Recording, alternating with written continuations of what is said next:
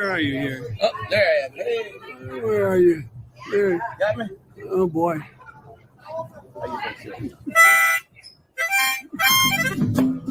Yeah. Walk with me, Lord. Walk with me. Come on, man. Walk with me, Lord. Walk with me. All that long this Jesus journey. Walk with me, Lord. Walk with me. Yeah. Walk with my mama. You walk with my mama. Walk with me. Walk with me too. You walk with my mama. Yeah. Walk with me. And walk with me too. Oh, yeah. Yeah. Jesus journey. Want Jesus. Walk with me. Walk with me. Hold my hand, Lord. Hold my hand. Hold my hand, Lord. Hold my hand. All along this Jesus journey. Hold my hand, Lord, and hold my hand. Walk with Moses. You walk with Moses. Walk with me. Walk with me. You walk with Moses. Walk with me. Walk with me. Yeah. Jesus journey. I want Jesus. I want Jesus to walk with me.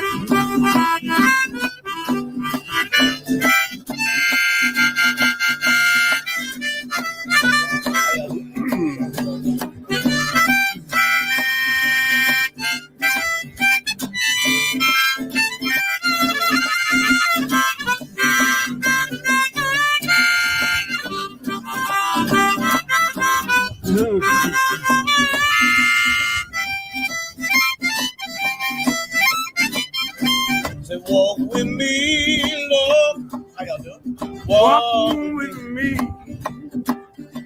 Walk with me, Lord. Walk with me. Walk with me.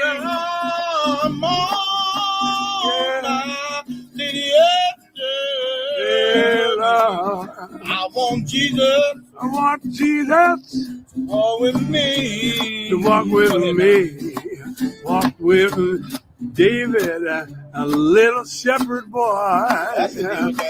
Yeah, you made him a great king. I know David shouted for joy. You walked with David, and he's a little shepherd boy.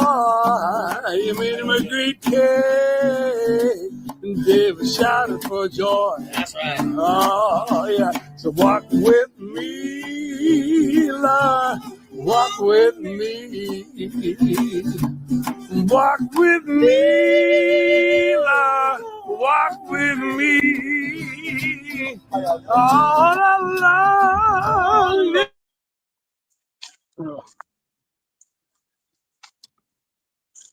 Hi, Michael. How are you doing? Hello. Good. How are you? Oh, I'm doing pretty good. I'm in a wooded area, and I feel like there's a non-zero chance I might cut out. So, but Well, yeah. such things are in the Lord's hands. So, Yeah. Well, partially. I mean, I could stay more in the park area and probably not cut out, but yeah. So, yeah, here with my dog, Maddie. So I'll let her say hi real quickly. Maddie. Oh. Oh, Hi, I don't Maddie. know if you got her there or not. Yeah, a little bit. What kind of dog is it? She's an Australian Shepherd and Poodle mix. So yeah. Okay. Yeah, we Yep. have a Cavapoo. So it's a Cavalier King Charles Spaniel Poodle mix. Previously, we had doodles, other doodles, golden doodles, but Okay. Yeah. yeah, my wife is She's an allergic. aggravated hunter who's been relegated to a life of sitting around a house. Yeah, But yeah, it's tough to give a dog the life they always deserve, as far as the running around and such. But they are fun to have. yeah. So, got any big plans for the weekend? Our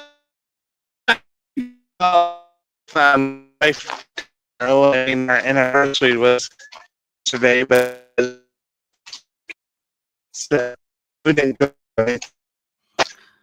I think we've reached the edge of cell. I think we've reached the edge of the cell phone reception there. So. Oh, sorry, another dog around here. No Oh my! So, yeah, you can cut me off at any point, like if you need to.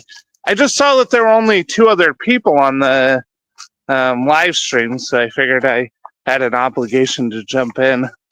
So I was like, as soon as the other estuary conversation opened up, like a whole bunch of people came home, and I lost track of the conversation, so I figured I'd just start from scratch and see if anybody else wanted to talk. But I didn't really have any agenda or anything, just the time to see if anybody wanted to talk. So no, it works well, and no, I definitely think Alex Luna, his idea of the 4 tolerances, that's definitely something that will be sticking in my mind.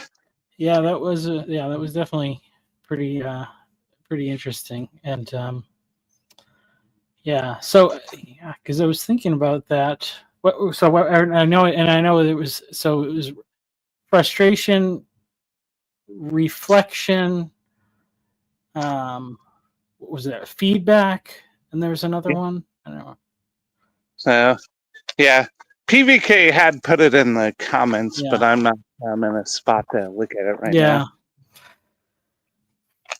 But yeah, definitely. I think probably the frustration one is the one that we're most consciously aware of all the time. But yeah, that is an interesting framing, because you think of it, the idea of frustration tolerance, and I mean sometimes frustration is something you need to have properly calibrated, right? Because we've all been around people who the phrase is they're a doormat, right? Yeah. So they get frustrated, but they don't react. So I guess it's very tricky, I think, in interpersonal relationships, knowing when and how is the proper time to basically give what could be considered negative feedback. The question I always think about it makes me think about with kids, with our kids, and the question I'm always trying to remember to ask myself is like, am I trying to train these kids to actually be virtuous, or just to not annoy me so much personally? And clear, obviously you probably, I think throughout, I don't know, history, a lot of kids have probably gotten trained pretty well to not annoy their parents, but maybe it wasn't always the most beneficial skills to be learning them. So my frustration tolerance needs to be able to handle some of their annoyingness, I guess. How old are your kids? 7, 5, and 2. Yeah, and baby on the way. So I mean, that's always a hard thing because, I mean, part of what you have to teach a kid is to be a good member of society and to work well in groups. But you also don't want to squash the kind of natural curiosity that children have too, right? Yeah. Because, I mean, kids, like, you think of like I think of like my nephew who's 2 now, and just how curious and how engaged he is with almost everything. And I mean, it's a beautiful thing to see and it's exciting, but at the same time, that there needs to be a regulation of that too on some level. Yeah. Well, I think obviously the big thing to figure out is how they interact with each other, because well, so we have 3 girls, but man, they're violent with each other. So, and it's not, that's been just a little bit of a tough lesson for them to figure out how to just disagree without resorting to violence. Yeah. But which that's an easy one to say, okay, well, clearly that's a problem, a lesson you got to learn. But then the frustration overload or whatever might just be in my response, because if they're being angry and aggressive and then I react in the same way, it's probably giving them a mixed message. If I'm so yeah. So yeah, no, that's a very real thing in dealing with kids, because you want to obviously give them the feedback they need, but then you also don't want to overreact too, right? Yeah. Because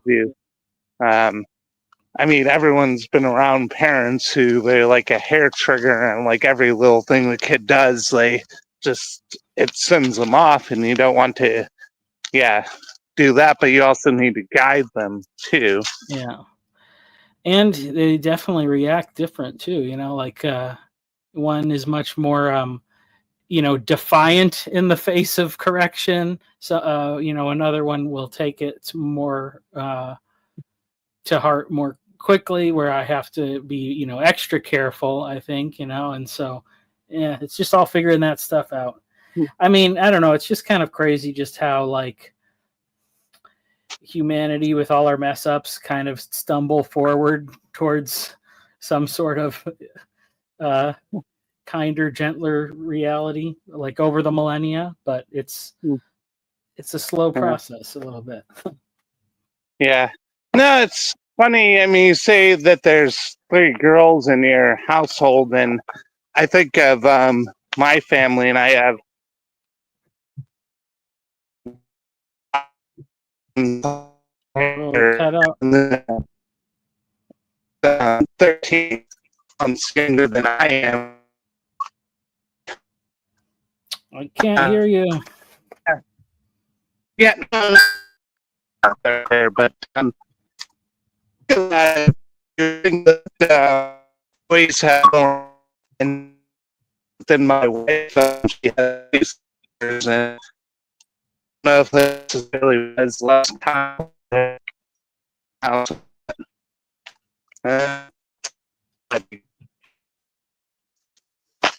Ah, we've lost you. There it goes. Well, that's a mystery we'll never know, or not right now, anyway. Hello, Chad. You could come on if you'd like, or not. You might have other commitments. I don't really have a goal here. Just hanging out, trying to get famous on the internet a little bit.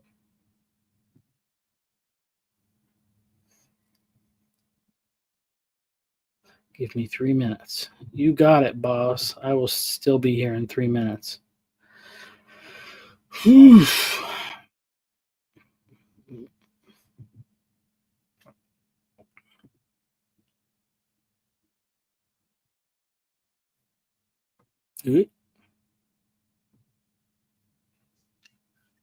Ah, you're back. Ah, Yeah. yep. You were beginning to explain the composition of your family, and that was as far as they got. But, Yeah, no, no, I'll go around the front area of the park, so maybe it'll be better. But yeah, no, what I was saying was that I have two brothers, one who's 5 years older and one who's 5 years younger, and a wow. sister who's 13 months younger than I am. And I don't know, you would think that with boys that there might be more conflict, but at the same time, I talked to my wife who has two sisters, and yeah, there's definitely some tales of conflict and fights and those kinds of things that she has too. So yeah, I mean, I guess it's a very real thing that you develop the sensibilities and the how you relate to others with your siblings first. I mean, that is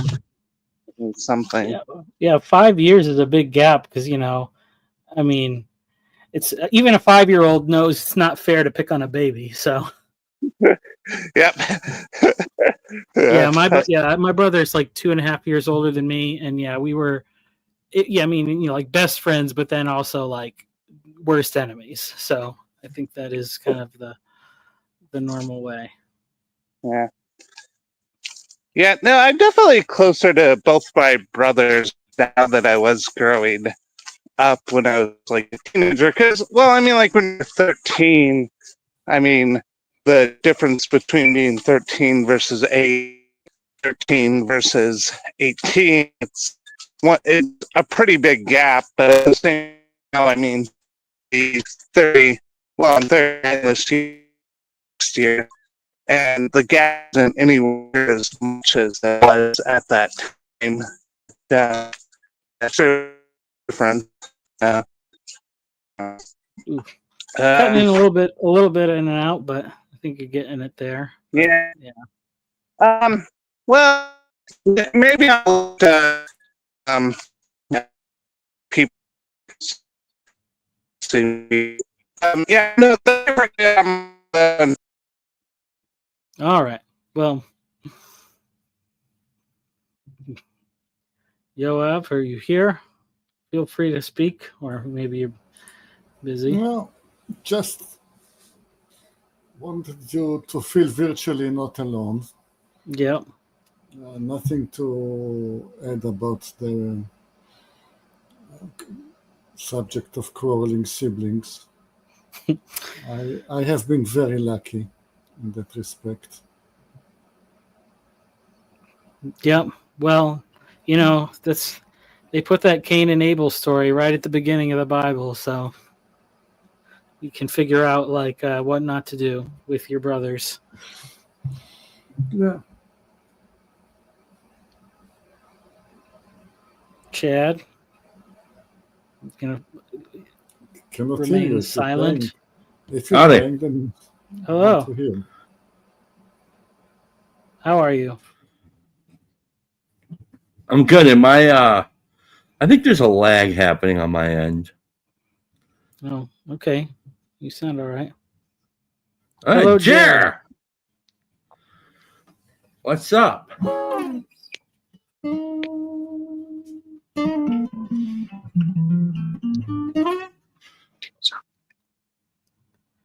What's happening right now? We can see you.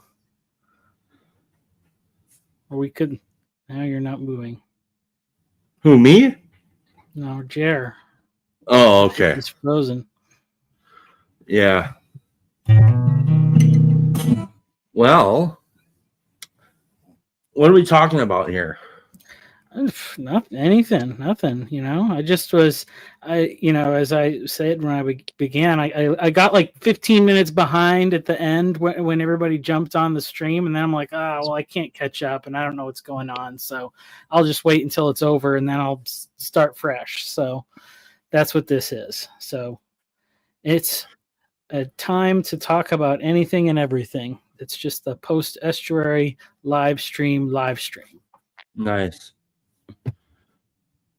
Well, I was kind of, I was taking a nap when I was listening to the thing.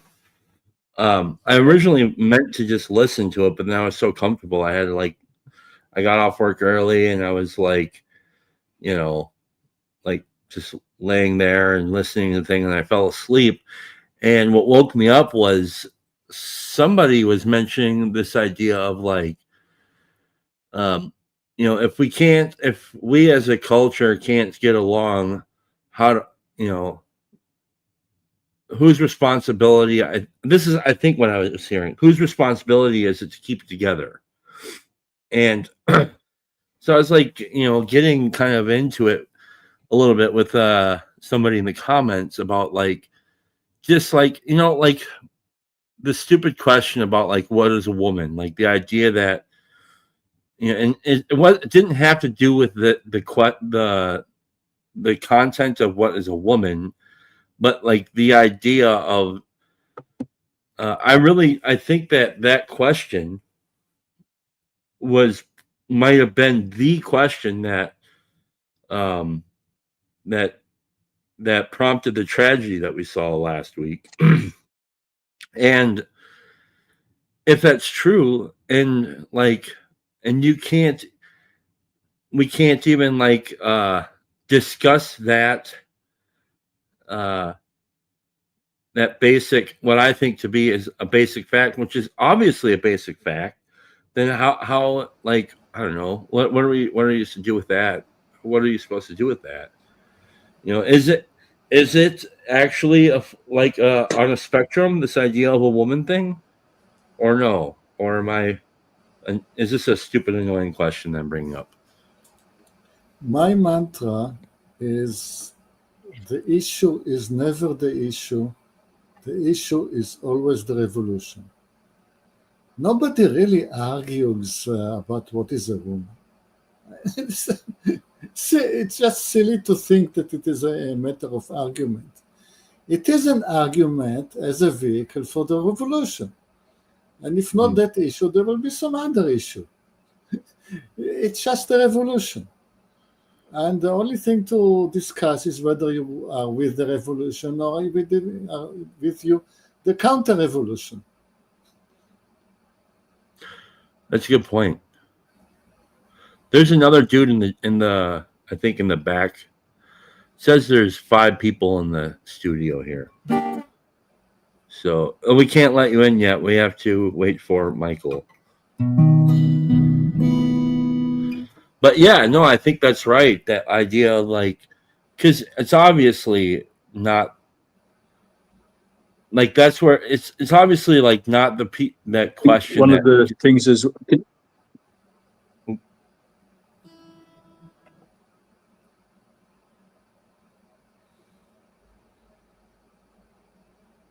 We want to keep talking, but the gods of technology are not with us today. Sorry, Chad.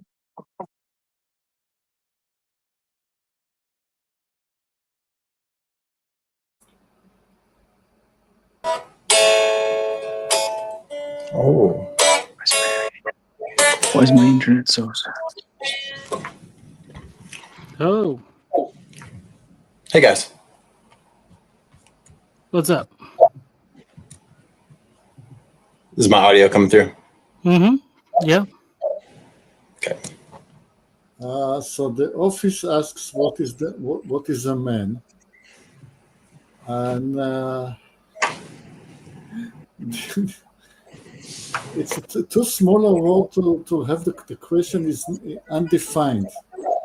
What is a man against what and in what context?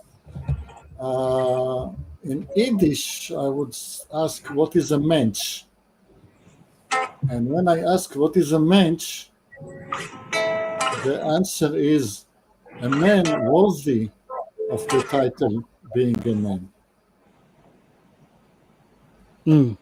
A good man. Yeah.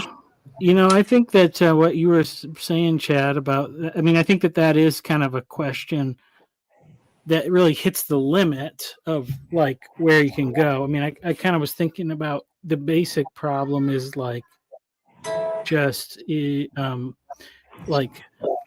if you believe that everything is just material, or if there is something more than that, because if you're just a materialist, then everything just kind of devolves into maximizing pleasure and minimizing pain, and that's a pretty frustrating world to live in, because it doesn't have a good answer for suffering and things like that. And so I think that's kind of where what it falls down to. And then in a system like that, it's like man and woman are interchangeable. It's just bodies. It's just bodies made out of atoms. Whatever. So. Well, I think to Yoav's point, it's like that. I mean, that's what I was kind of thinking about too. Is that it's not really the question itself and the topic itself is just fodder for a different fight, and like I had been thinking about. Somebody said that the lines of the lines will be the political lines, or maybe it's not exactly political, and maybe it's something greater, simultaneously greater and lesser than political, which is like ideological, perhaps. The lines will be drawn on whether on lines of sex, so male or female, and then those living and those not living, on that axis right there, and it hits the limit there because I don't know, yeah, I think also the thing is like there's this this kind of like for too long we've been given a platform to say anything we want, and yet we have nothing good to say. So many of us, and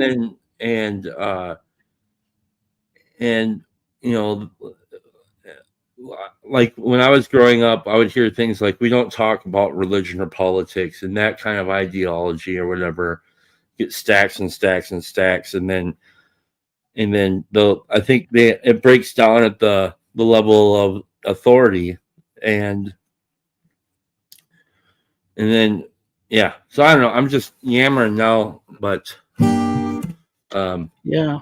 Well, I think that there's definitely like a sort of problem where there was questions that you weren't supposed to ask because they were polite or something, and then it became like taboo to ask those questions or something, and then it's like now we forgot how to ask those questions and how to have those conversations, but everybody's still running around imitating the like behavior of other people, but it's the blind leading the blind in a lot of ways.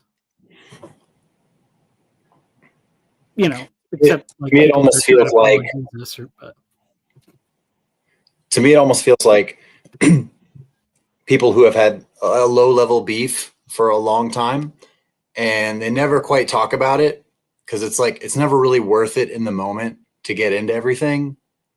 But like a pressure cooker, like at some point that gets released, and I think traumatic events have a way of just sort of like resetting everything, and it like usurps the attention ray, or like it's like the nuclear attention ray or something. I'm not quite sure. There's something to do with attention and trauma or violence that just makes you go all of a sudden, all right, I don't care what's socially acceptable or appropriate or what so-and-so might think, because we don't have the luxury of ignoring, whatever it may be. So I feel like at a cultural level, it's almost like we've gotten to that point where, mom and dad are finally having that like low level beef manifest into something palpable. Yeah. And it's just chaotic. Well, yeah. And the kids are brought in to arbitrate the conversation. And the kids don't have wisdom. Like we don't Yeah. have the wisdom to, and then so it's like the legacy resentments that are being like they're like cheap shots. But yeah, I mean, like Yeah. Yeah, if you don't address your low level beef, what's kind of effed up about it is like the like from where I'm sitting right now, I like everything that I've heard about, like because I recently been thinking about the abortion issue, and I never really thought about that, and I was thinking about that for like the last couple months, and those are ideas that I came to really think about and wrestle with on my own. I wasn't prompted by anybody to do that. I think it was prompted, if anything, by becoming a father and just really examining those things for myself. And like, like I think it's really serious, but I don't know, I guess, yeah, I guess I don't know, like at what level is it important or vital that I express my voice on it, I guess. Mhm. I don't know. Yeah. You know, have you ever had that experience where you're having an argument with someone, but you don't feel like they're really talking to you, or that you're really talking to them? It's more like they're channeling things that they've heard in the past, and they're repeating talking points or just stuff they've heard thrown around. Like they haven't actually thought about what it means or the implications. They're just kind of like rapid fire going through their lines that you deploy in a certain kind of conflict. Anybody had that experience before? Yeah. I mean, because I you feel are. I feel like at scale, like we finally burned through all of those, and now we're like actually getting to the real stuff. You know what I mean? Like, not exactly, because I think there are people who haven't wrestled, who had never been in a position really, like I haven't really tripped over these topics, and now they're actually going to be start tripping over the topics in the same way that a lot of us found Peterson. And I think this is why, like Michael, the other day you mentioned something about Charlie Kirk wasn't really fed to our algorithms, and I was like, dude, yes, makes perfect sense. But even if he had been, I wouldn't have listened, because I was already like so past listening to that stuff, and it was already stuff that I already really kind of agreed with, and arguments that I was familiar with. That even for me to sit and really listen to this stuff would have been exactly kind of what Dan is saying here, but like in a different way. You know, it's like it's sitting in the echo chamber and like really swimming in it. And it's like, I'm not really interested in that. I'd rather like talk to Michael and Jer and Dan and Yoab about shit that we don't really know about. Not exactly. Maybe Michael has something and Jer has something, and we can kind of spitball and tell dick jokes once in a while, and like build a relationship over time. We don't know how rich the relationship can actually get, but I think that's why I think a lot of us find ourselves over here versus sitting in the echo chambers of the polis, I guess. Yeah, I just spoke about that to Kale a little bit on Twitter or whatever, because he was talking about how like he was getting so much of the people like of a particular side complaining about whatever Jimmy Kimmel getting fired, and I was like, yo, you got to reconfigure your algorithms, and he was like, yeah, I've maybe it's because I've been doing too much like ironic reposting of the people that you're trying to like battle with. And that's when I brought up the whole thing with Charlie Kirk. Is like there was nothing. He was like too sincere and wholesome to trigger our algorithms. There wasn't enough like stuff to make us angry. Jerry, you gonna say? Yeah, and this last week I actually spent a lot of time just listening to him, because I never listened to him before. I wanted to know, kind of like I was curious now what was it that people that were either repulsed by or attracted by. And I spent a lot of time, I was really attracted to listening to it, just for maybe there was some kind of like saucy spectacle there to listen to it. But I woke up this morning and I'm just like, fuck this. I'm sick. I need to, because like I look at my YouTube algorithm feed and I'm like, dude, there's just like it's just nothing but out like Charlie Kirk stuff. I need to get. I just started deleting channels. Like, not interested, not interested.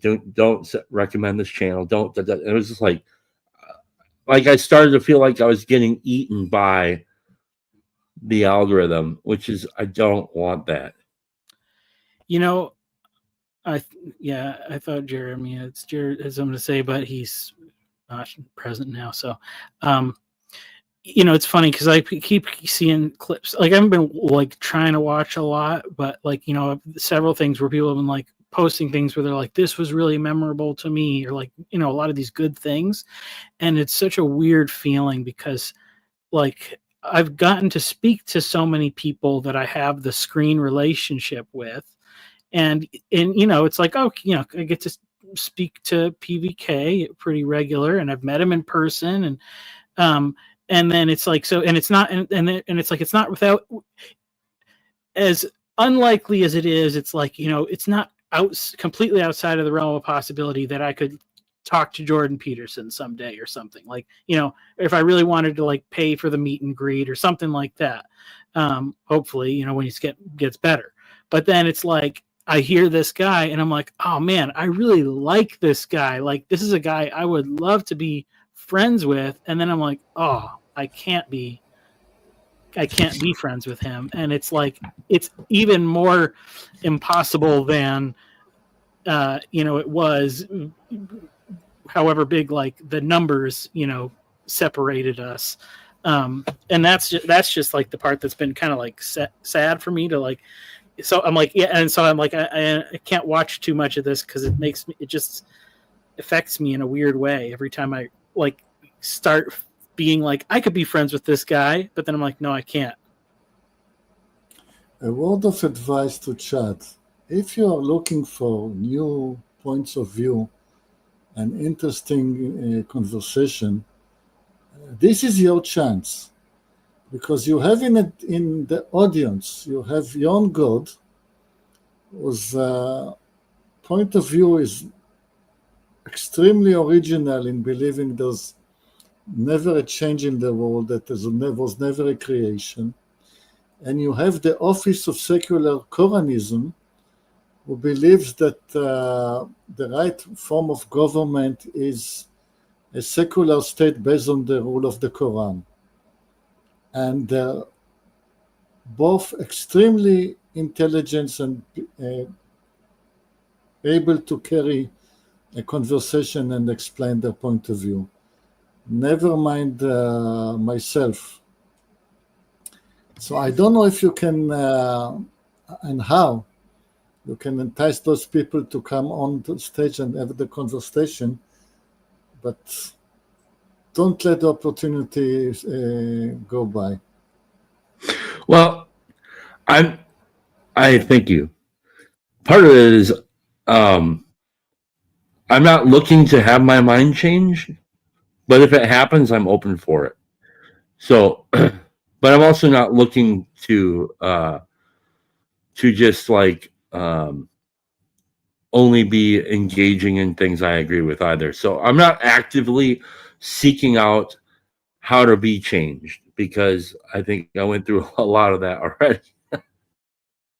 But I'm open to having my eyes open more in, when that's necessary, or what's the word, appropriate. But yeah, Jerry, I feel like we've been walking all over you, man. Yeah, no, I had to go up. There was Michael. Firstly, thank you for letting me onto your stream. I appreciate that. I had to go upstairs. There was a 10-year-old domestic happening, so I had to bring the thunder. So I'm kind of going back 4 or 5 minutes now. But one thing that was kind of striking me is I think we've moved from kind of a subtle knowing, right? Like, you know, what is a woman?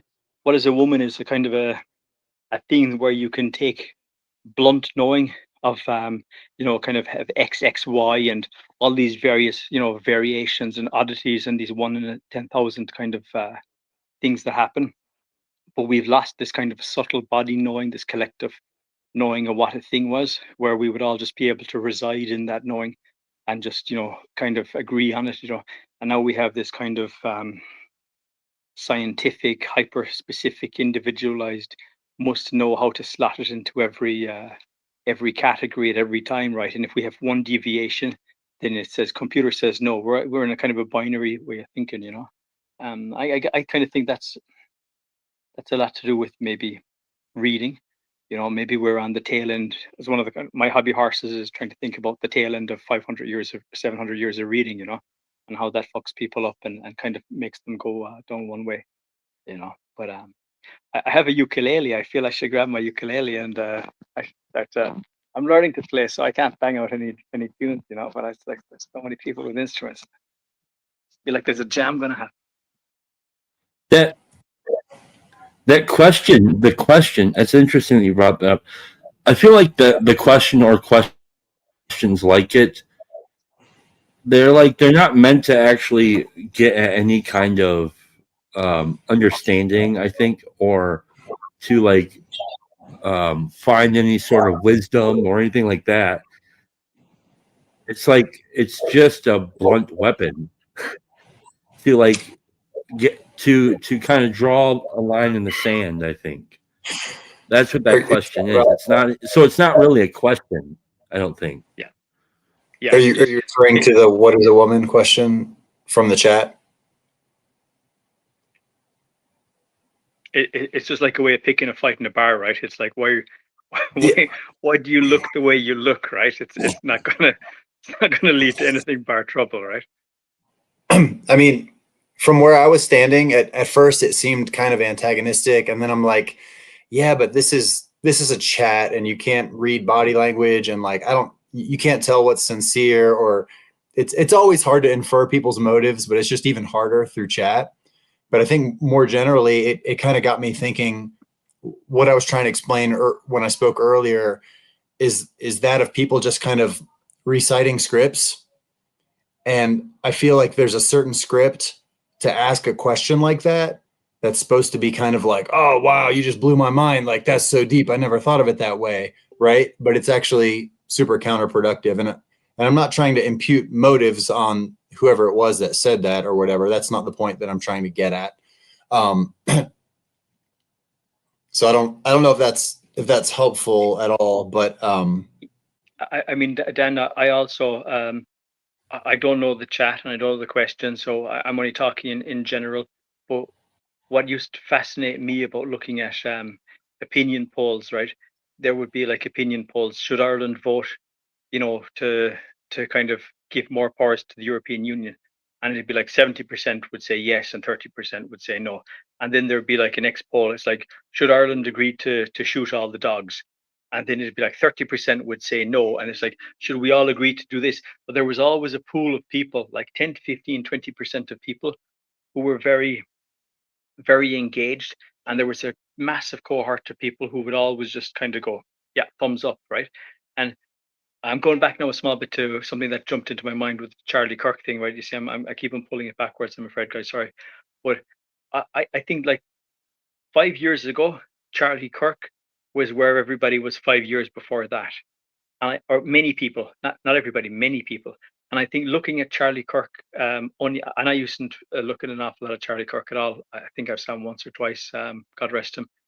But looking at some of the things, I kind of feel that like Charlie was also talking about stuff that many other people on the right were talking about 3 to 4 years ago. And I think one of the things is that there are edge groups or people who are maybe interested. And I think perhaps the TLC is a set of people who are interested, not just in ideas, but in trying to find personal relationship, which is different to maybe 80%. You know, there's like kind of a Pareto rule type happening here. Not just for the TLC, but I think for politics, for all types of discourses and dialogues, and that people, I think part of what Charlie, why Charlie maybe felt a bit, you know, rehashed for you, Chad, was because in a way you're already looking at it because you're kind of moving downstream, you know, and engaging things in a different way. And now everybody, you know, they're kind of They're catching up. Rock and roll, rock and roll. You ain't learned to play it unless you learn to play the ukulele, man. Yeah, well, I think Peterson, like what he did was kind of raise a lot of those kind of questions, and not only the questions, but like, well, he just awoken something else up. But what he did, I think, was for me was had me start asking myself questions, which is actually what that I think in good faith. When the way that I saw people use the "what is a woman" question, the way they use that question in good faith was so that somebody could actually examine what it is that they actually think or believe. Like that's in good faith, right? And so that's what Peterson, I think, woke up within myself was getting myself to ask myself what it is that I really believe. Where did I get these ideas? What do they really mean to me? Do I actually believe them? Have I actually wrestled with this stuff? And then I did that for a long time. By the time like I ran into you guys here in the corner, like I wasn't really interested in the kind of gotcha game that.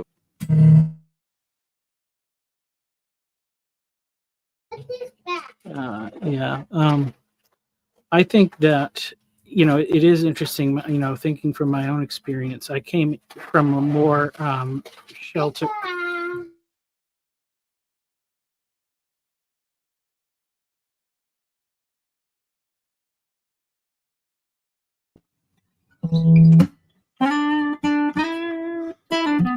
So I'll try to talk a little bit this, but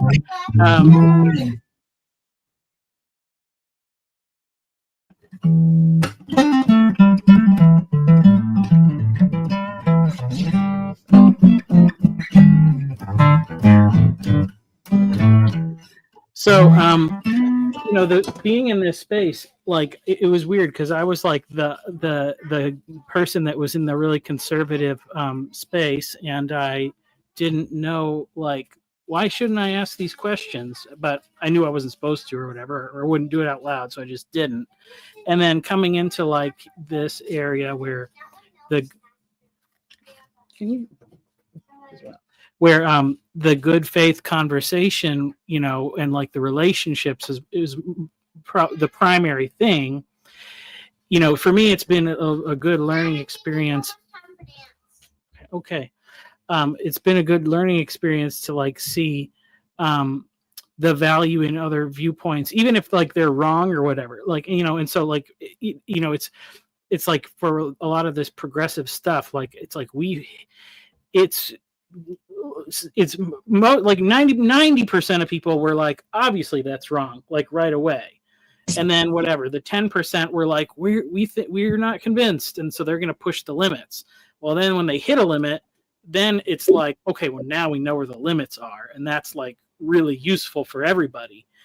Even if it's like, bad stuff comes out of it, and I think you can definitely say that with all various types of experiments with technologies and philosophies and all of it, like, bad stuff comes out of it. But like, we have the opportunity now that we've kind of figured out like where the limits are, like, let's preserve the knowledge of those limits and maybe like preserve the explanation of why things went wrong, because it's not like nobody's ever made these mistakes before in the past, but we didn't. It's like the whole history is written by the victors thing. We don't always have both sides of some of these conversations. So it's like it's good that there is a progressive element in the world, even if it needs to be curtailed, because also conservatism can go too far, and so you do need that balance. Yeah, early in the stream, and I've heard a lot of people say this in different ways in the last week or so. They'll say, oh, well, look at the right doing cancel culture too, or something like this, like it's like it's some big gotcha. And I guess my thoughts are basically twofold. One, we've always had standards for behavior. Every community has them. So it's not, do we cancel people or do we not? It's like, do we have standards for what is acceptable or do we not? And the answer is yes.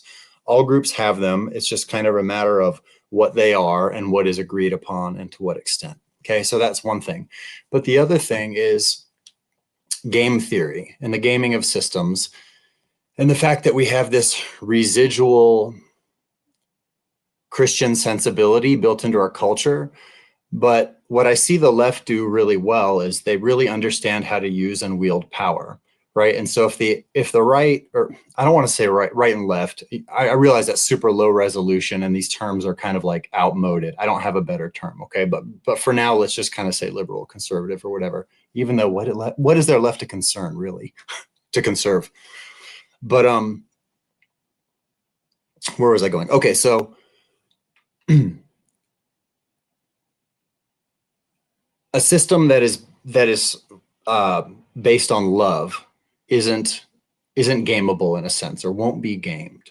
Okay, but other systems are very gameable, and so what I see, at least in American politics, for like roughly the last 20 years or so, as it pertains to free speech, is both sides would say that they're for free speech, right? But the left would cancel the people on the right consistently.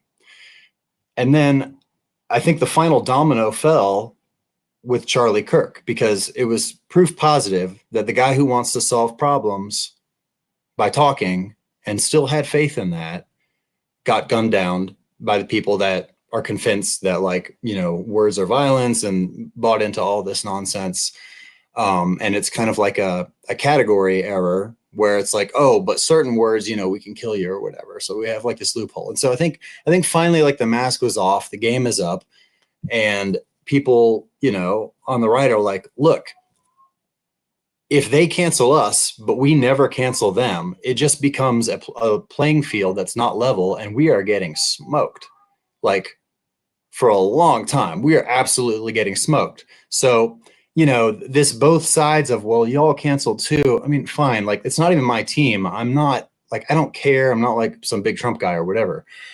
But the point I'm trying to make is, at some point, when a system is getting gamed, it becomes sort of like an arms race. Like, you force the other team to not abide by the rules because you're not abiding by them.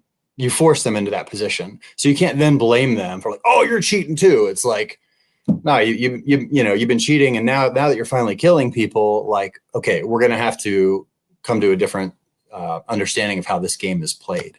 So I think that's the shift here, and I don't like that. I'm not excited about that at all.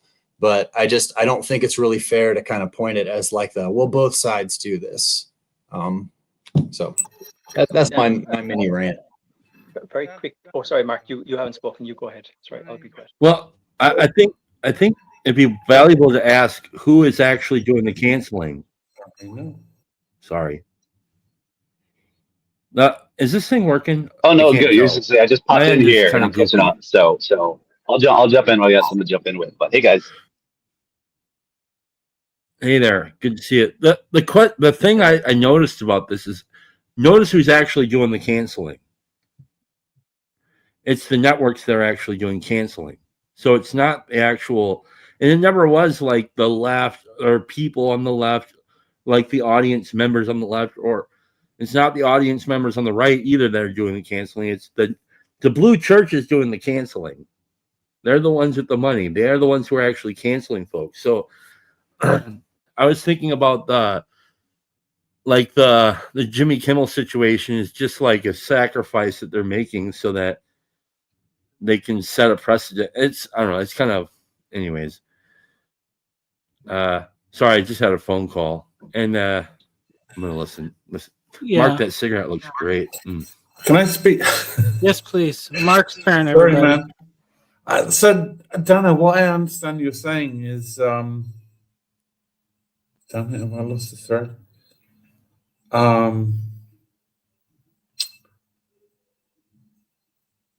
they're playing a game, and there are rules to a game, and who's making the rules is a really interesting question. Okay, here are the rules. You play by my game, and Trump comes in and he's like, I'm not playing by those rules. I'm playing by different rules, and you can play my game or you cannot play my game, but these are the new rules to the game, and you can, whatever.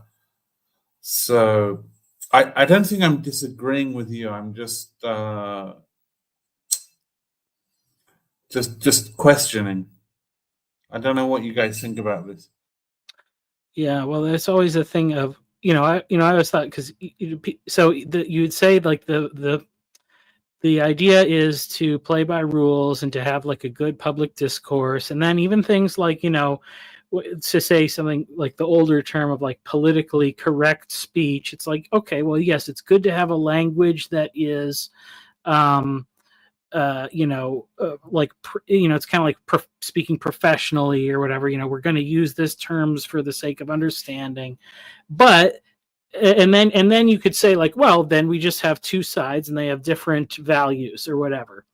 But if only one side considers like honesty to be a value, well, then you can't really take anything that the people that are willing to lie you can't take their speech as being worth anything. And that was like the calculus that a lot of people couldn't figure out for some time or whatever.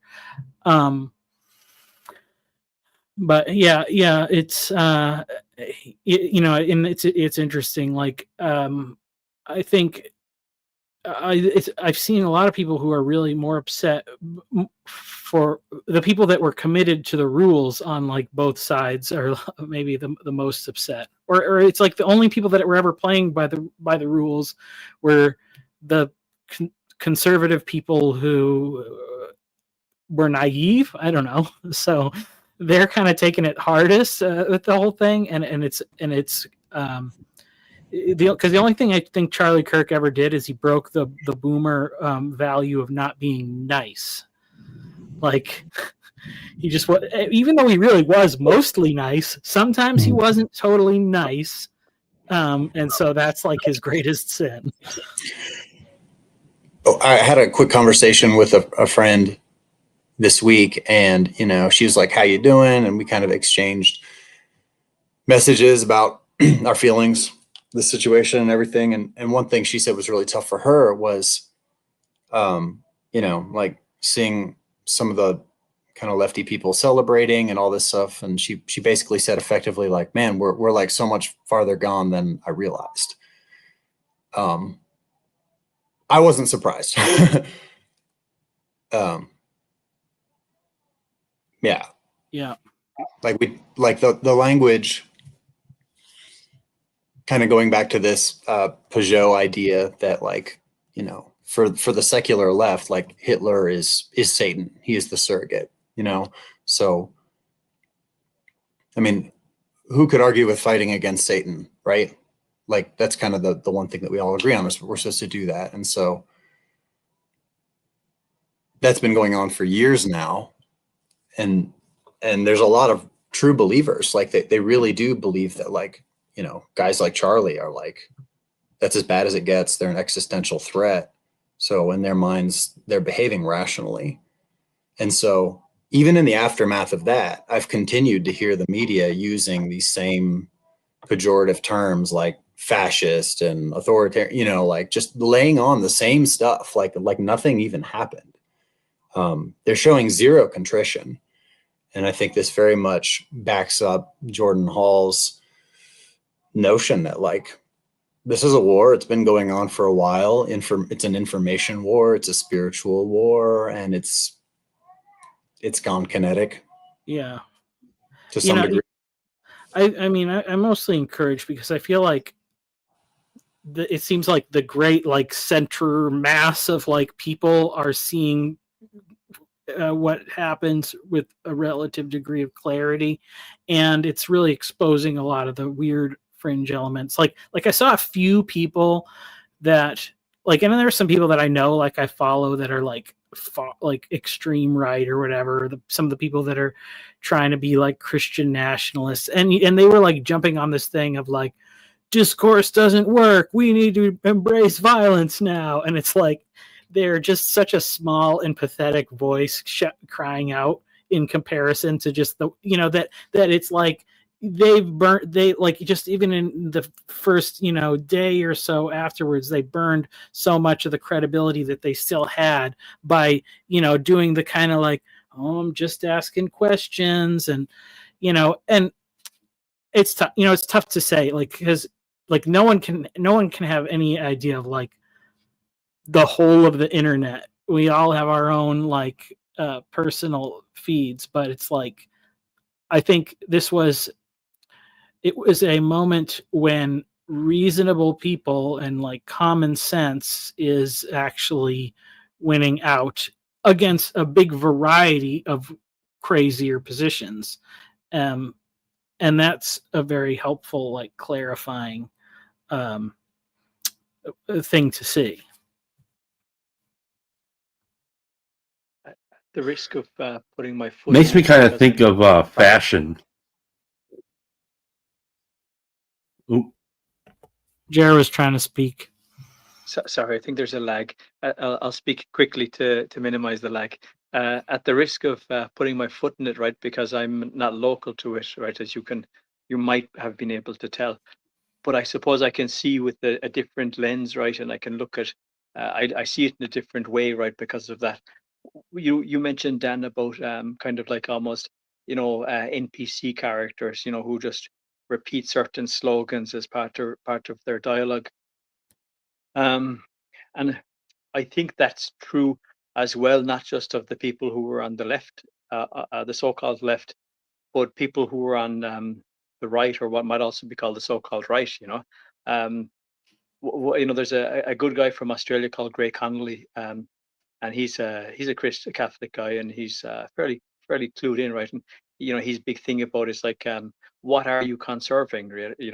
And if people in Australia can't buy houses, then what are you conserving? And one of the things that I've seen over the last few years is that one of the dominant strands in American right of center politics was to maintain the Constitution, to ensure that gun rights, these kind of these big flag positions, so that the whole world was transforming and changing, and people were still talking about the importance of the Constitution.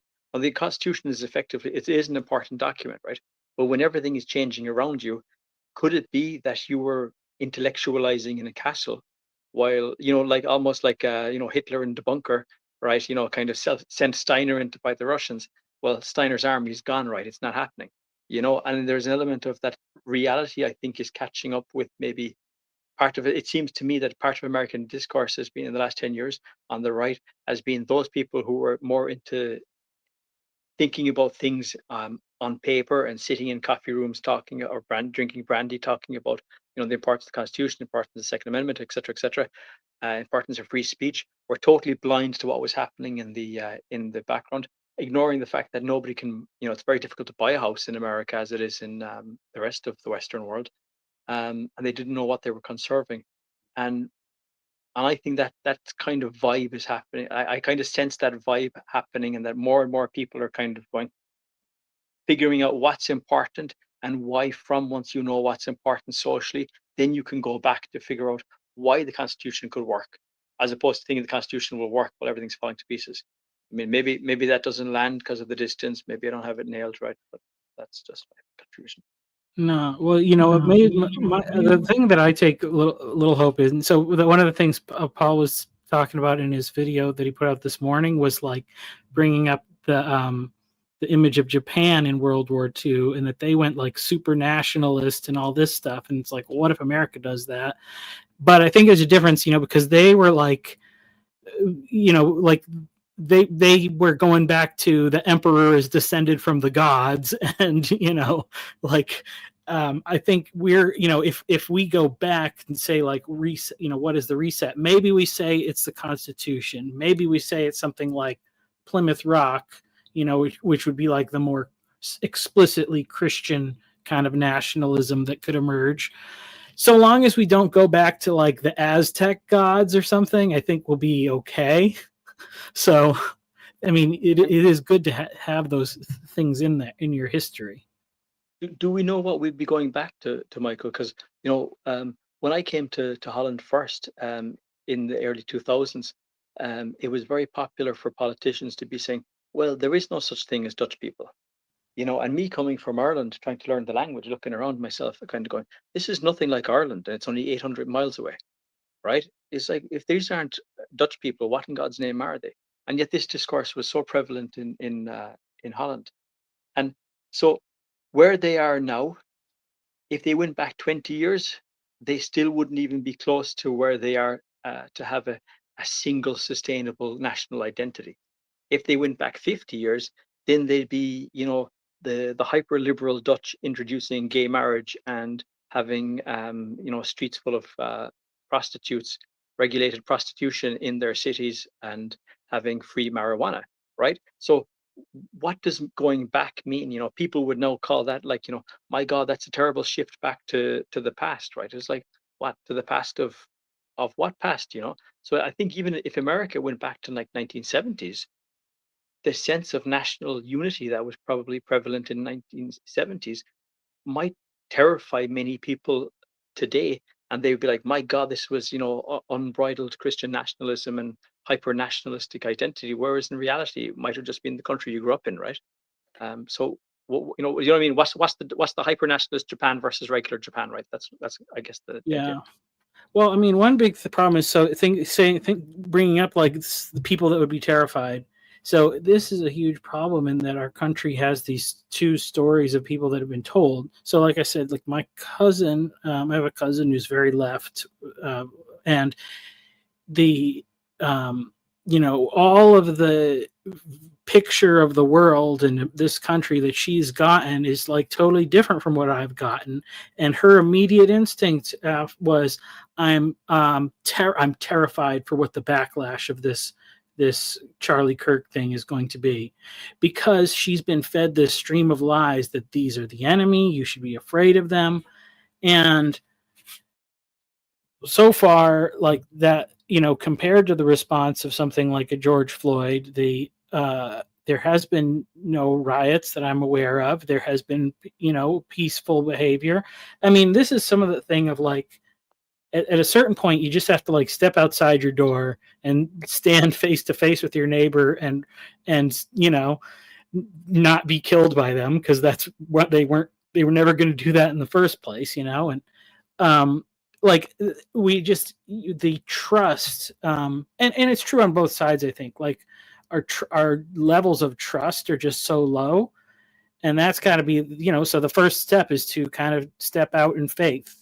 To some extent, and extend trust, and for those who are willing to be more responsible for that, then you're putting the risk on yourself. I might get burned, I might be hurt, somebody might cuss at me or whatever. I'm going to try to reach out in good faith, and then if people do that, and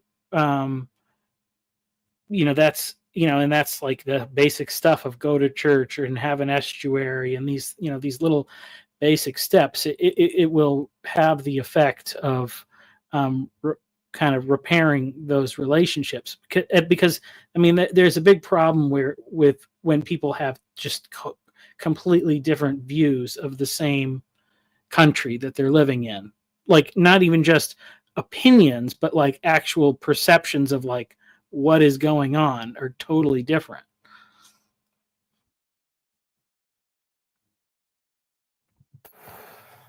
I wonder if, I don't know, now is a good time to do a really loud public estuary procession and just print a bunch of flyers that say something like, your neighbors aren't as scary as you think they are. Come talk and let me show you. Yeah. If I wasn't quite as busy with children and other things, I thought it would have been a really good moment to like, kind of like how there was the Jordan Peterson meetups to say like, do you want to talk about what happened to Charlie Kirk? If you want to come and talk to other people about it, like come to this meeting or something. Or even like aggressively, do you want to yell at somebody about Charlie Kirk? We'll take that too. Well, if you say no, if you schedule the peaceful meeting, the screamers will come free of charge. That is true. That is true. They always Can are. I ask Jared a question? Is that okay? So I grew up. I had my childhood in the 80s, and I vividly remember the IRA and blah blah blah, and all these different factions that were very good at, for example, getting bombs, getting weapons, and these guys are still alive, and they still know how to do all this smuggling stuff and creating chaos. They haven't gone away. They're just older now. And I'm looking at Ireland, and I'm looking at what happened back then and thinking, what do you think is going to happen now? So I'm really interested in your thoughts on this, Jeff. On my thoughts as to what will happen in Ireland, or what will happen in America or the West, or in Ireland, bearing in mind you've got these guys that are like super experienced in rebellion, for want of a better word, and not judging either way, just like they know how to get weapons, they know how to get bombs, they've done it before. Like, so one of the glues that held, there were two glues that held that together. The first glue that held that together was Ireland has or had an extremely strong sense of national identity, right? Probably because of adversity, but also maybe where we're located geographically and everything, right? But either way, it has a very, very strong sense of national identity, very, very strong sense of local identity. That was very strong when I was a young man. Yeah. The other part of it that we'd say kind of trips the switch is that because of the length of history, there's always been a clear political opponent in Ireland, right? It's one singular foreign power is relevant, right? We haven't managed to, the Russians, we don't have much contact with the Russians, right? But we did, there was a lot of contact with England. So to the extent that England had political power in Ireland, was always going to be able to tap into this egregore, this national identity, and excite and drive people forward. So I mean, like nothing like that will happen in Ireland at the moment. Nor will it happen in other countries, really, because if you look, like there was in the Basque country, there was ETA, but ETA has also gone quiet. The Bretons had a small thing every so often. Check you, the Basque country, the northeastern region of Spain. It's currently in the northeastern part of Spain and the southwestern part of France. Remember, tourist, you are not in France, you are not in Spain, you are in the Basque country. They have these posters posted up on their streets, But there was a kind of a de-arming of nationalist movements in the 90s and the early 2000s, which took the teeth of them, because there was a move away from national identity. The zeitgeist was that to have national identity was almost unthinkable. And I see that a lot here as well, right? Because I see a kind of a loss of the internal locus of thought. Remember, there was discussions about why is it that there's no French Peterson? Why is it that there's no German Peterson? Now, I think to an extent there are people like that. Peterson meaning Jordan Peterson. Jordan, yeah. Oh, okay. That there's been no replication of those moments. And I think that's because, well, ultimately, there's one Western power, which is the dominant cultural power, and I think that has changed so much since the 90s that I find it striking. Like, but in the 90s, I grew up listening to Irish pop music on the radio. All the people singing were from, there were bands from my own town. They would be playing on the radio, Whereas now all the music I listen to is from America and Canada and England, and there's no Irish music, zero. And I think in that context, Mark, it's very hard to have a scenario where like national identity is pushed down for a kind of a global identity, which is mainly just really handy for businesses to be able to move people from one location to another and to buy assets here, there, and anywhere, right? It's like I said to some fellow once before, we're talking about the left, and I said to him, I'd be on the left, except I'm not rich enough for it, So it's that kind of world we're in now, right? So I don't see any kind of any resurgence in this kind of armed violence, nor do I think people in America who are kind of talking about, left-wing groups. I don't think those left-wing groups, as they're currently constituted, have the mind frame to be able to run a kind of a campaign, even like the people did in the early 70s in America or the 60s in Germany, because that's a very serious business, right? And they seem to be more kind of LARPing than they are. They're dangerous, right? But to be able to run an organized campaign of sustained attacks over the space of years, I don't think they're there. So, you see for example, the IRA. You think they were left wing? I'm sorry, Mark, I didn't catch you.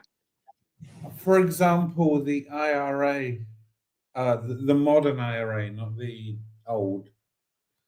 Do you see them as left wing? The IRA has effectively stood down since about 2002, 2004. The IRA up until about, so there were two IRAs in the 1970s and 1980s. One of them was hyper left wing, like proper Marxist. The other one was slightly left wing, but also equally had people who were nationalist, right? Right wing and nationalist, and had people who were nationalist and left wing. Like there were people who were, interested in international revolutions all around the world, but who were attending marches with the national flag, and so it was a strange kind of mix. There was this tension between adhesion to the very strong sense of cultural identity, the very strong sense of fighting the age-old take up the cause, keep the torch burning from generation to generation, plus a bit of Marxism, because Marxism and left-wing agitation was pretty trendy in the 70s, right? It was counterculture, and it was very alluring, and I suppose it was a new idea. It maybe filled out some of the older aspects of national struggle, right? It wasn't just a case of kick the Brits out and make everything work. It was like kick the Brits out, but once you kick the Brits out, what are you going to do? How are you going to build a new society? How are you going to make things better, right? Because things were rough, so therefore things had to be made better, right? But yeah, I would say that the IRA was 50-50 between nationalist, which I can call right wing, and left wing, until about maybe the mid 90s. And then after that, some of the more nationalist guys, they fell away when things became politics, and the decision was made to go down the political pathway. And then Irish politics began to get ever tighter drawn into the currents that were coming from across the Atlantic. And at that stage, social justice and this current was swept away the young people, even from the early 2000s. And I think at that point, what was left of the IRA was drifting towards the left. But there would be many people in the IRA who were very conservative. Like one of the guy who was a gun runner from America, Jeremy Gach. He was a strong Christian, right, a Catholic. So and ended up leaving because he had disputes, but there was no kind of like, yeah, well, Jerry McGoug's a hyper Catholic, right? So kick him out. It's like, well, it was a big tent, right? And then when the conflict ended, you don't need to have a big tent when you've no conflict, right? Then you can just narrow it down and kind of go, kick out these guys, kick out those guys, and you take over the bus. Yeah, it's always But that thing. they fought just very quickly. The guys who were Marxists, they were the dominant IRA, the IRA that you would know. They were shooting the Marxists in the 80s, right? So that tells you, right? So that's an interest, So who then is left wing and who then is right wing, right? That's the whole thing. Well, I mean, if you study united the against a history of common the Soviet enemy. Union, first they kill the old school.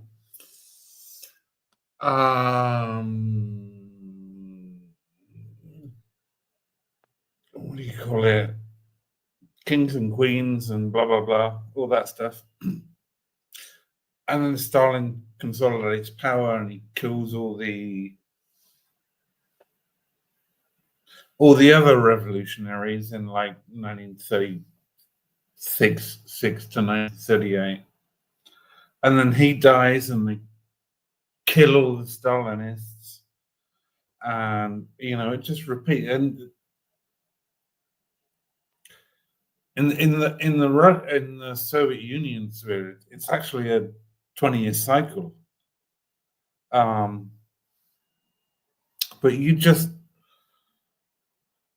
what you said was so beautiful to my ears.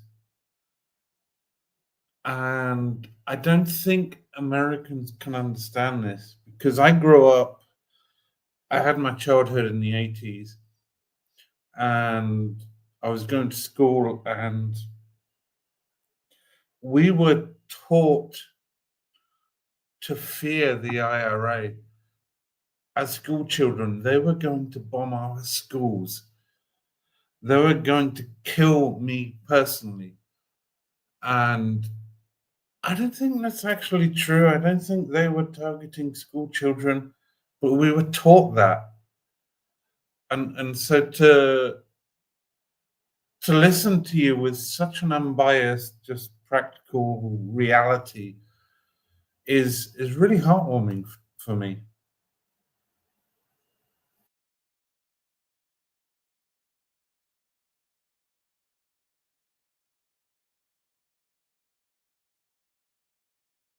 So I'm gonna have to end this stream in about 5 or 10 minutes or so.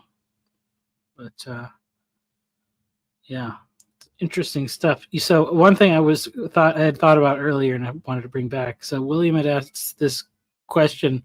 It's actually puzzling how to fight fair.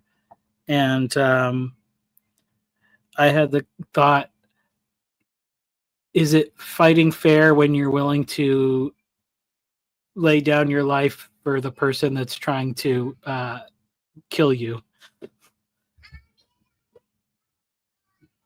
Is that fighting fair? So I responded to that with my typical poor spelling, that like we need to, if not fight fair, but figure out how to adapt just war principles to rhetorical battles. It's a question of, it's like, how do we fight conflicts that we're drawn into, but in a way that deals with the problems, deals with the enemies, but is not done in an unjust way that exacerbates the conflict. We are fighting in a way that is always looking towards peace and reconciliation. And how we do that, I think, bears a lot of discussion.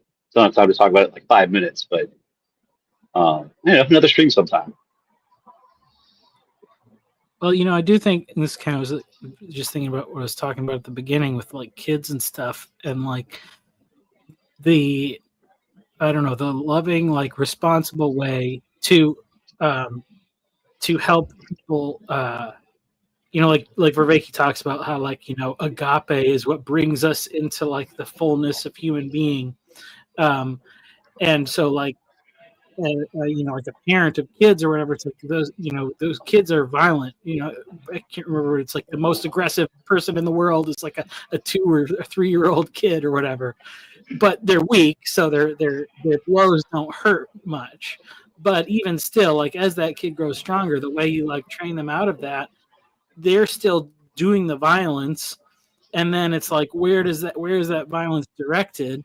And the parents that love them will ultimately be like, okay, well, you direct it towards me. I'll take the violence onto myself, and so that you can learn the consequences of that and learn to not do that anymore. And so then I'm protecting other people from your violence, but I'm also protecting you from the consequences of your actions if you were to never learn to stop, and you grow up and you become strong and you're still punching people every time you get annoyed, then you get into a lot of trouble.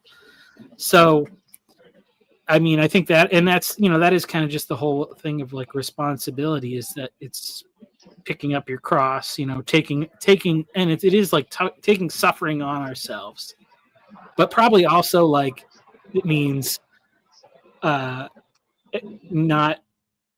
like, I don't know, tolerating immaturity and annoyingness and stupid rhetorical nonsense. And how do you scale that, Michael, back to what you said at the start of that segment, which was the idea of, would you be willing to lay down your life for the person who's trying to kill you, right? Because there's a kind of a jump to a higher scale or higher level from, taking the blows of your child who's not trying to obviously kill you, right? But who in their anger, just as I had to, when I turned off the camera, had to run upstairs because my 10-year-old refused absolutely to go to bed and was just trying to stand in the hall and not listen to his mother. But there's a jump into the kind of societal level where you're dealing with, like you're dealing with a single body. But what do you do when you deal with a communal body of like 10,000 people? And how do you then kind of, like, if at some point I just had to kind of, barge my son a bit into the bedroom and kind of go, well, at least where you're going to sit here now and you're in the bed, you can sit there and figure out what you want to do. I'm not going to force you into the lie down, but you can figure it out what to do. But I've set a barrier for you.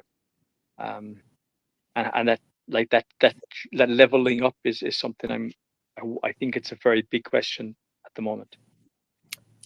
Yeah, I'd like to add, I think along those lines, there's some confusion about sacrifice, because we have these category errors where, as Christians, we're called to self-sacrifice, right? But as a parent or a guardian or a protector of others, it's an entirely different thing to be required to have them be sacrificed, if that makes sense. Because, maybe they don't have the volition, or they don't have the awareness, or they don't have the, they're just not in a position to even choose, So, with respect to masculinity and self-sacrifice, again, like, and this is an area where I think specifically in politics, good-natured people who have good intentions and Christian sensibilities will get hijacked because, through the selective application of their own worldview, which is being required by their opponents who, surprise, surprise, don't have their best interests in mind, are going to require, try to trick them, essentially. It's just regular satanic stuff, but it's clever enough, and it's deeply coded in deep Christian principles of sacrifice, that it can be really effective. And so I think we're really having to tease that out now. Yeah. Your principles aren't just what you're willing to suffer for; they're what you're willing to allow other people to suffer for. And that's something that I think that's sort of the point of hijacking here. Where, like, if I'm suffering because of things you believe, you shouldn't believe that thing so hardly.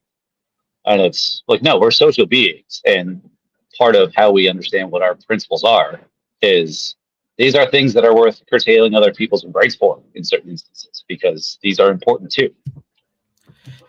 Yeah, that's something I came to, like, when I thought about when I became a parent for the first time, and I was thinking about, like, okay, I have a lot of control over, like, protecting my kids and providing for them, and there's a lot of good things that I can give them. But part of that, like, the difference between a father and a mother is that my job is to make sure that they are not just arrive at adulthood like intact, but that they have like strength, which means they do have to get a little roughed up or whatever. You let them have the skin knees.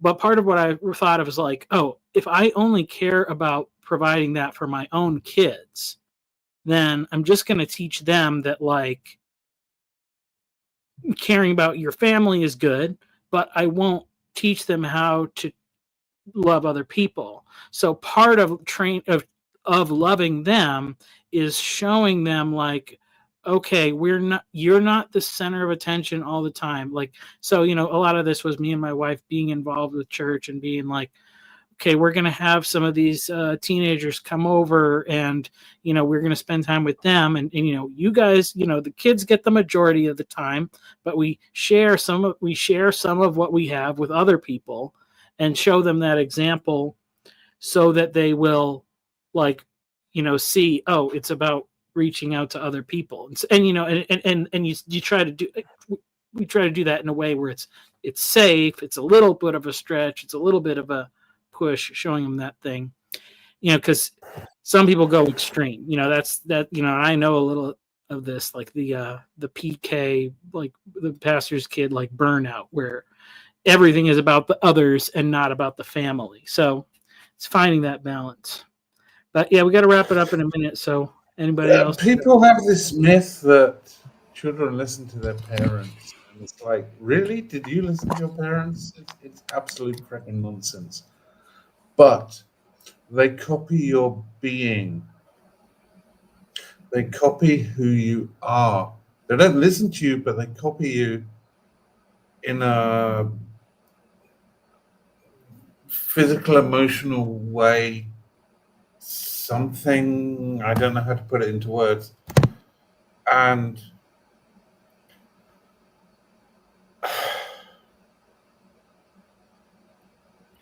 if you want your children, they're going to copy you anyway. If you want them to be great people, you have to be a great person. It's really not complicated. There's a book I've ordered that was published a couple of weeks ago called The Preparation, and I haven't read it yet, but I have some suspicions about the book because they talk about, in this order, being, doing, having. Being, doing, having. In that order. First you be, then you do, then you have. And the question is about how to prepare a young man to become an adult. And the first question is, what kind of man do you want to be? First, it's being. Then it's like, what do you have to do to become that man? And then lastly, less interesting, is quick. What comes of it? What do you have?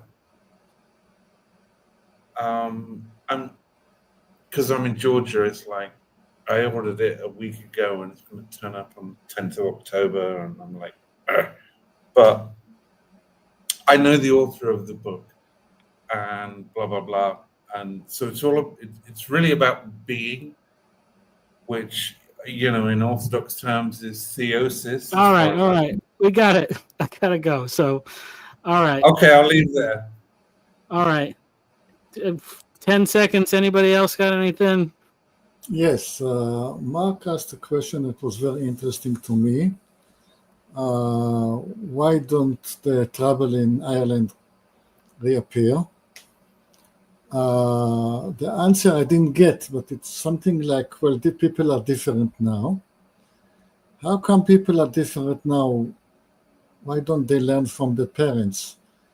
Research says that a person is influenced to stands of 25% from his parents, 25% from school, and 50% from his friends.